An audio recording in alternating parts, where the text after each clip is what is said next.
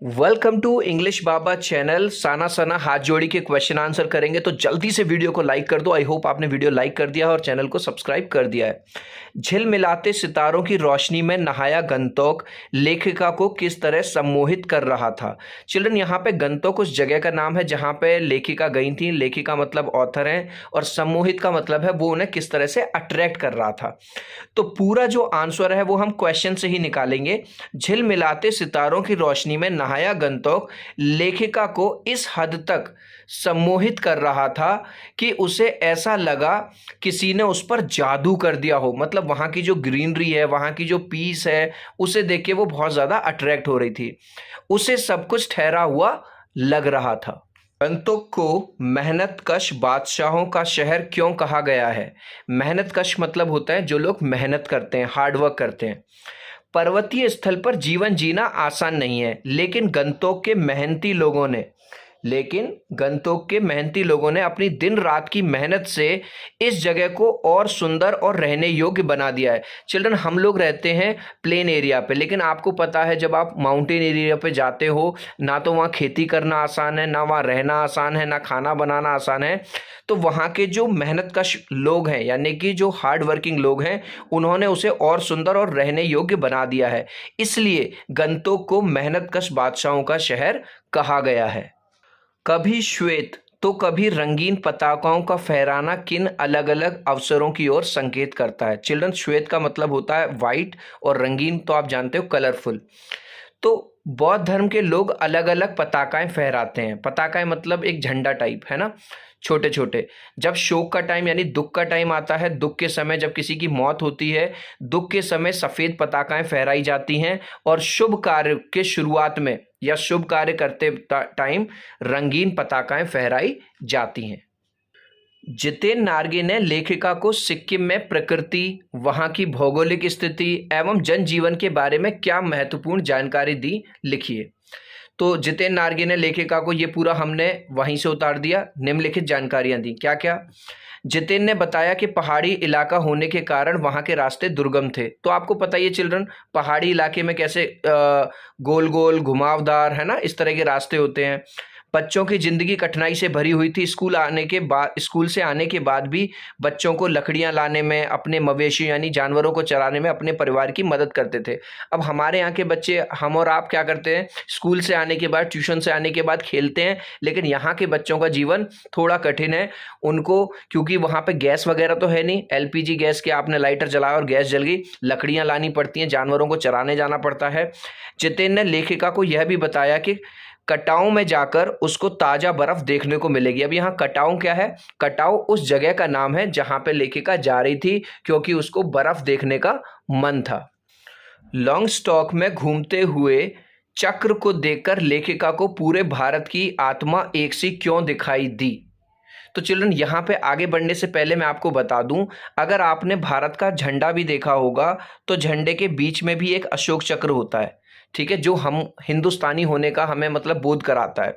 तो हिंदू धर्म में चक्र का बहुत महत्व है।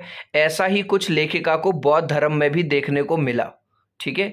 इसलिए लॉन्ग स्टॉक में घूमते हुए लेखिका को चक्र को देखकर लेखिका को पूरे भारत की आत्मा एक सी दिखाई दी। मतलब वो दूसरी जगह रह रही है, दूसरी जगह घूम रही है, सिक्किम में। सिक्किम को आपको अगर पता हो तो काफी लास्ट में इंडिया का पार्ट बना लिया गया था, ठीक है। लेकिन सिक्किम के लोग अपने आप को इंडियन ही कहते हैं और ये देख के लेखिका को बहुत ज्यादा अच्छा लगा। जितेन नार्गे की गाइड की भूमिका के बारे में विचार करते हुए लिखिए कि एक कुशल गाइड में क्या गुण होते हैं। चिल्ड्रन, जब हम किसी हिस्टोरिकल प्लेस पे जाते हैं, ताजमहल घूमने, लाल किला, तो हमें वहाँ गाइड हायर करना होता है जो हमें बताता है क्या हुआ था, क्या नहीं हुआ था, उस जगह का क्या इंपॉर्टेंस है, कहाँ कौन सी चीज़ें मिलेंगी, कहाँ अच्छा होटल मिलेगा। तो जितेन जितेन नार्गे एक कुशल गाइड है और यह बात हमें कहानी पढ़कर पता चल जाती है। एक कुशल गाइड को भ्रमण स्थल की पूरी जानकारी होनी चाहिए, उसे वहाँ का भूगोल, इतिहास व संस्कृति के बारे में जानकारी होनी चाहिए, जिससे पर्यटक का ज्ञान बढ़ सके। इस यात्रा वृतांत में लेखिका ने हिमालय के जिन जिन रूपों का चित्र खींचा है या वर्णन किया है उनको अपने शब्दों में लिखिए। हिमालय अपने विशाल रूप में नजर आ रहा था, किसको? लेखिका को। पर्वतीय इलाके में रास्ते टेढ़े मेढ़े हो रहे थे, है ना। रास्ते देखे होंगे तो आपने, अगर आप गए होंगे तो इधर उधर ऐसे घूमते हुए जाते हैं। इतनी ऊंचाई से घाटियों में बने हुए घर बहुत छोटे छोटे दिखाई दे रहे। अगर आप माता वैष्णो देवी कभी गए हो तो आपने ऊपर या पर्वतीय स्थान पर गए हो तो ऊपर जाके जो नीचे बने हुए जो घर हैं वो बहुत छोटे छोटे दिखाई देते हैं। बादल नीचे नजर आ रहे थे क्योंकि अब वो काफी ऊंचाई पे थी, तो अब जो बादल होते हैं वो भी उसे काफी नीचे दिखाई दे रहे थे। प्रकृति के उस अनंत और विराट स्वरूप को देखकर लेखिका को कैसी अनुभूति होती है? प्रकृति के उस अनंत और विराट स्वरूप को देखकर लेखिका जैसे कहीं खो गई, है ना। हमने स्टार्टिंग में भी पढ़ा था, उसको ऐसा लगा जैसे वो पूरी तरह से मंत्रमुग्ध हो गई थी।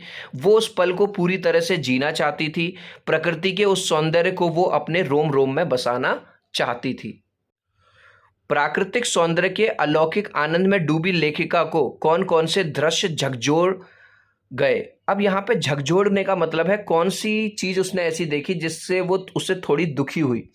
लेखिका ने देखा कि स्थानीय महिलाएं अपनी पीठ पर बच्चों को लादे हुए पत्थर तोड़ रही थी। देखो, वहां का जीवन आसान नहीं है जीना, तो लेडीज लोग हैं वो अपने बच्चों का भी देखभाल कर रही हैं और पत्थर भी तोड़ रही हैं। इस दृश्य ने लेखिका को झकझोर कर रख दिया। सैलानियों को प्रकृति की अलौकिक छटा का अनुभव कराने में किन किन लोगों का योगदान होता है, उल्लेख करिए। चिल्ड्रन, सैलानी मतलब टूरिस्ट लोग, हम लोग, आप लोग जब घूमने जाते हैं तो हम लोगों को कौन किस किस की वजह से हमें वहाँ पे फ़ायदा होता है और हमारा जो स्टे होता है वो इंजॉयबल होता है। सैलानियों को प्रकृति की अलौकिक छटा का अनुभव कराने में असंख्य लोगों का हाथ होता है।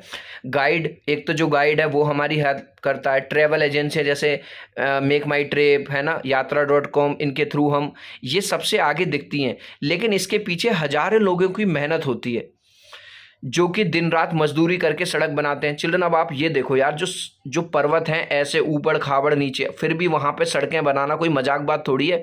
तो जो मजदूर बेचारा अपने खून पसीना लगा के वहाँ पे सड़कें बना रहा है, उनका भी तो योगदान है।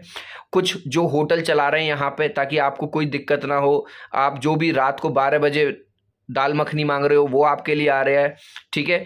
तो होटल चलाने वाले, दुकानदार, फेरी वाले, इन सब की एक अहम भूमिका होती है। चिल्ड्रन, जो बचे हुए क्वेश्चन हैं वो हम करेंगे पार्ट 2 में।